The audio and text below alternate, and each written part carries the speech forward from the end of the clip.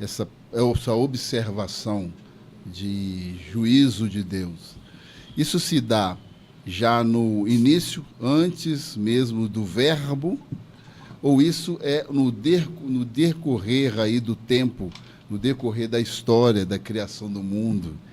Como que o pastor define isso? Porque o pastor fez uma colocação de uma definição já de juízo, exercendo o juízo daqueles que são escolhidos ou não, né? São direcionados ou para cima ou para baixo. Então isso se dá no início, no meio, no fim. Como que o pastor define isso? Essa é uma pergunta extremamente complexa, né? Já vai puxar pro porta infra. Estreita, pastor. Bota estreita. Olha que eu sou magrinho e tô ficando apertado nessa porta, né? Vou te falar, viu? Porque, na verdade, está levando muito pro infra e pro supralapsarianismo, né? E essa doutrina, na verdade, é especulativa.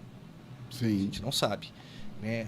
Cravar ao certo é compreender cabalmente, ou compreender Deus naquilo que ele não se propôs a revelar para nós. Lembrando aos irmãos aqui, a você ouvinte, né, que Deus ele se revelou de duas formas. A primeira, a obra da criação, né?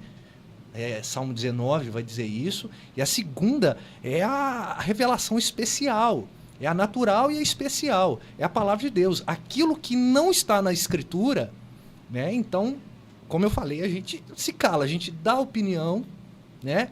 Mas baseado no texto que o Cordeiro foi morto antes da fundação dos séculos, e sabendo que Deus é um ser atemporal, ele não obedece essa linha cronológica, né? No entanto, que é incrível como o grego é rico, ele traz duas definições de tempo, né? O cronos e o kairos. Não é à toa, porque o tempo de Deus é um tempo diferente do nosso, né? 1000 anos para Deus são como o dia, e um dia como 1000 anos, e quem vai entender isso?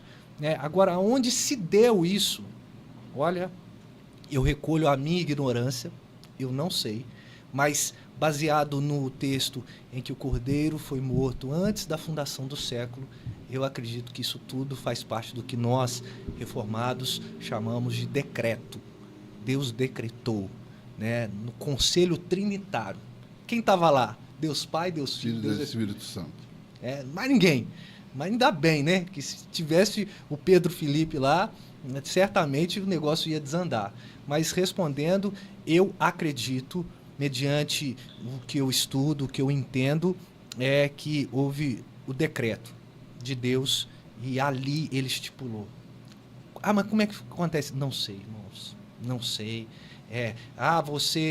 Você está dando tô dando a minha palavra. Existem outras linhas de pensamento? Existem outras linhas de pensamento, né, que eu respeito demais, porque chegaram à conclusão, não foi de trás da orelha, tiveram muitas leituras e documentos, mas eu acredito, por Deus ser soberano, por ele ser um ser atemporal, que foi no decreto dele antes da fundação do século, ele tem esse poder de nos conhecer, de nos amar, de odiar quem ele quiser.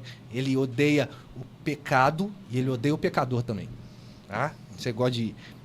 Deus odeia o pecado e ama o pecador. Ele ama o pecador que se arrepende. E arrependimento é mudança de vida. Sim. O pecador que continua pecando, Deus odeia. Deus odeia. Então, assim, ele lança no inferno, mesmo porque a pessoa não teve o arrependimento, porque não creu em Jesus.